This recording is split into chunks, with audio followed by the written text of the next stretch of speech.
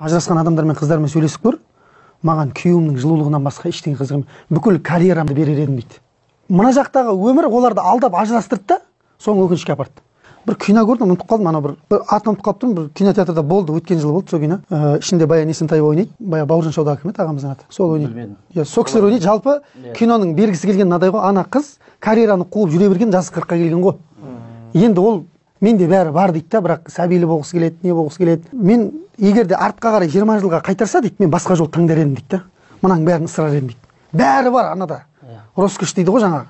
Жегені алдында, жемеген артында, не бір машина, не бір ресторандарды басқарып жатыр. Бірақ 20 жылға артқа қайтарса дейді.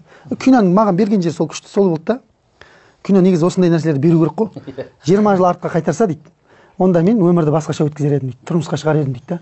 Жігіттерді таңдап, ақшасына қызығып, несіне қызығып жүре беріппін дейді да. Соқсап, жаңағылар да солай ойлап жатыр ғой. Ақыр айналып келген кезде ондай өмір жоқ негізінде.